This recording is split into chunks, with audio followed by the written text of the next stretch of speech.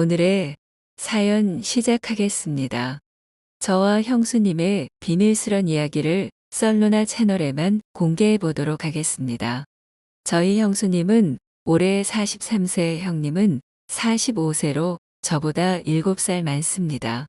두 사람은 고깃집을 운영하며 장사는 꽤 잘 되고 있습니다. 형수님은 결혼 후 형님만 바라보며 살아온 조금은 옛날 사고방식을 가진 여자입니다.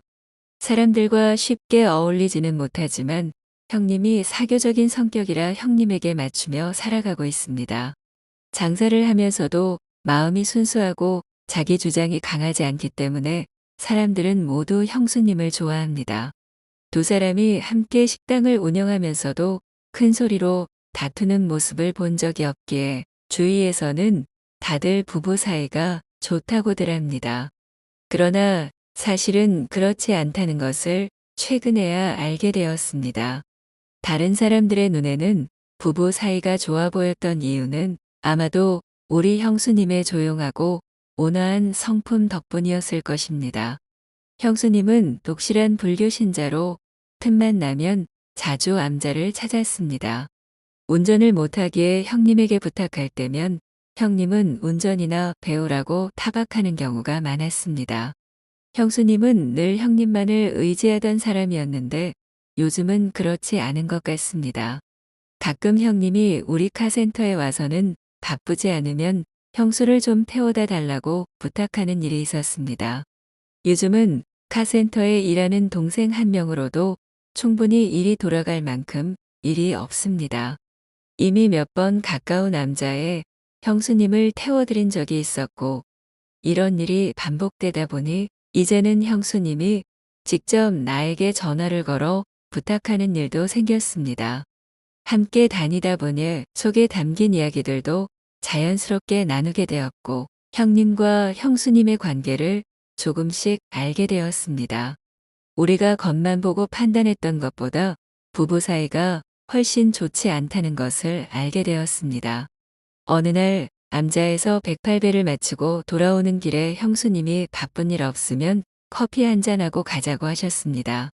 커피를 마시며 이런저런 이야기를 나누던 중 형수님은 창문 밖을 물끄러미 바라보며 인생이 참 허무하네요라는 말을 꺼냈습니다. 왜 그런 생각을 하시는지 묻기도 전에 형님이 뭔가 변했는데 그 이유를 최근에 알았다고 말씀하셨습니다.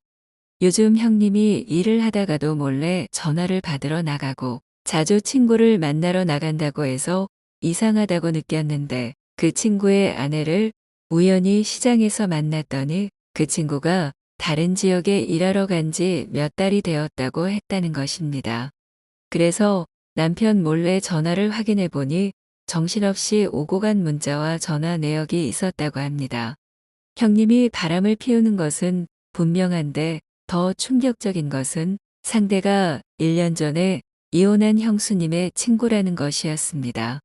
그 말을 하며 형수님은 눈물을 흘렸고 나는 형수님의 손을 꼭 잡아드렸습니다.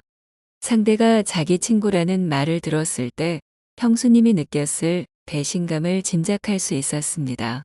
오직 남편만을 바라보며 살아온 형수님에게 남편과 친구에게서 받은 배신감은 자신의 인생을 다시 돌아보게 만들었을 것입니다. 나는 모텔에 같이 들어가는 걸 봤다는 친구의 증언까지 들은 형수님의 눈이 붉게 부어 있는 것을 보았습니다.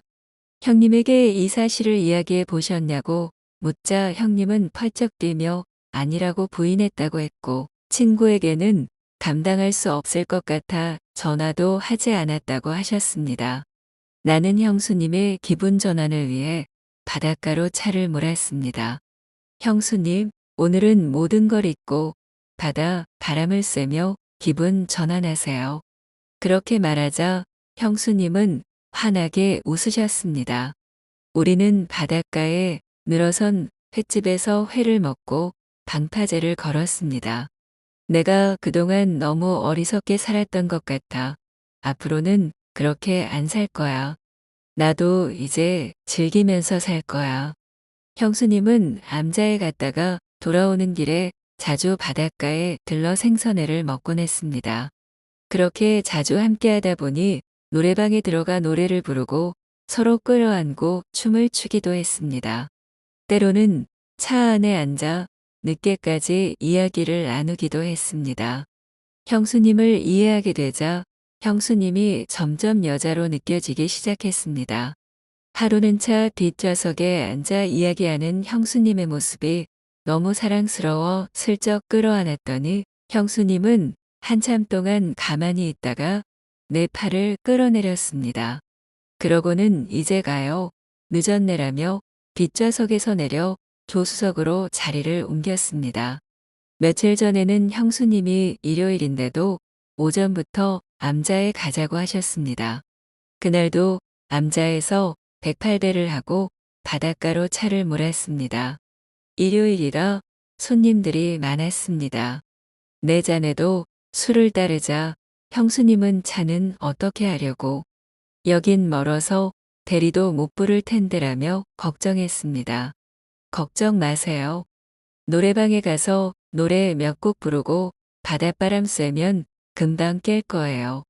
이제 겨우 12시 조금 넘었는데 저녁에 들어가면 돼요.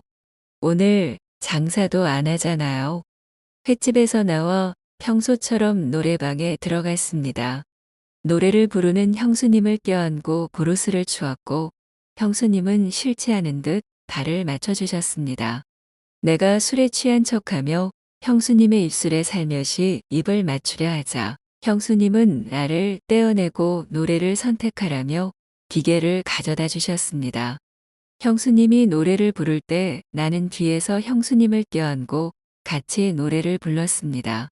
손이 점점 올라가 노래가 끝날 즈음에는 손이 형수님의 가슴까지 올라가 있었습니다. 형수님은 끝까지 노래를 마치고 내 손을 떼어냈습니다. 밖으로 나오니 정신이 번쩍 들 만큼 시원한 바람이 불어왔습니다. 방파제 쪽에는 낚시꾼들이 여럿 있었습니다. 형수님이 말했습니다. 술이 안 깰 것 같은데 어떡하지? 나는 바닷가 쪽 모텔을 가리키며 말했습니다. 형수님, 저곳에서 한두 시간만 자면 금방 깰 거예요. 형수님은 긴가민가 하는 눈치였습니다. 조금 더 밀어붙이면 될 것 같았습니다. 그러지 말고 같이 들어가요. 형수님을 뒤에서 밀어 겨우 같이 들어가게 되었습니다. 모텔방에 들어가자 형수님은 서서 서성거렸습니다. 팔목을 잡아당겨 침대에 앉히자 형수님은 비로소 두 손으로 침대를 눌러보고 두드려보기도 하셨습니다. 한참 동안 그렇게 서성이다가 앉아있는 형수님을 끌어안았습니다. 그리고 형수님의 귀에 대고 속삭였습니다. 형수님, 사랑해요. 형수님은 누가 알면 어떡하려고라며 몸을 일으켜 세우셨지만 다시 잡아당기자 형수님은 포기한 듯 다시 앉았습니다. 독이 무너지기 시작한 순간 천천히 무너지는 것이 아니라 와르르 무너져 내렸습니다. 형수님처럼 정숙한 여자가 그런 면을 가지고 있다는 것에 정말 놀랐습니다. 한두 시간을 자러 왔다가 1분도 자지 못했습니다. 어찌해볼 생각도 할 수 없었던 누님 같던 형수님과 같이 잤다는 사실에 뿌듯함이 밀려왔습니다. 그리고 이제 형수님이 내 여자가 됐다는 묘한 자부심 같은 것이 느껴졌습니다. 관계가 끝난 후 형수님은 나에게 등을 돌리고 창문을 바라보며 말씀하셨습니다. 형님과 부부 관계를 하지 않은 지 몇 년이 됐어요. 형수님은 깊은 한숨을 쉬며 이어서 말했습니다. 그동안 그렇지 않은 척했지만 정말 많이 외로웠어요. 그녀의 목소리에는 오래 묵은 슬픔과 고독이 서려 있었습니다. 그러면서 나를 바라보며 손을 내 얼굴로 가져와 마치 아기를 다루듯 부드럽게 쓰다듬었습니다. 그 순간 이 관계의 무게와 현실이 다시금 나를 짓눌렀습니다. 그러나 그와 동시에 이 관계가 가져다주는 강렬한 감정은 놓기 어려웠습니다. 다음 날 아침 형님에게서 전화가 왔습니다. 전화기에 형님이라는 글자가 뜨자마자 나는 화들짝 놀라며 두근거리는 마음을 애써 억눌렀습니다. 형님은 전혀 눈치채지 못한 듯 다정하게 일요일에 등산 가는 것을 잊지 말라는 말과 함께 약속 시간을 상기시켰습니다. 한 달 전에 형님 가게에서 술을 마시며 약속했던 일이었습니다. 형님, 형수님, 그림도 팔고 화방을 운영하는 지인의 부부, 장판집을 운영하는 민준이, 형님 부부, 그리고 우리 부부가 함께 가기로 한 약속이었습니다. 형님은 그저 약속 시간에 늦지 말라는 말을 덧붙였을 뿐이었지만 그 말이 내게는 무겁게 다가왔습니다. 일요일 아침 형수님은 가기 싫어했지만 억지로 형수님을 데리고 약속 장소로 향했습니다. 등산길에서 다른 일행들은 우리를 제쳐두고 벌써 까마득히 올라가 버렸고 우리 두 사람만 따로 남게 되었습니다. 형수님은 의도적으로 뒤처져 걸은 것 같았습니다. 형수님이 내 손을 잡고 등산로에서 벗어나 숲으로 나를 데려갔습니다. 그리고는 저한테 자기야, 나 소변 볼 테니 사람 오는지 잘 봐줘 라고 했습니다. 그러더니 형수님은 전혀 거리낌 없이 내 앞에서 바지를 내렸습니다.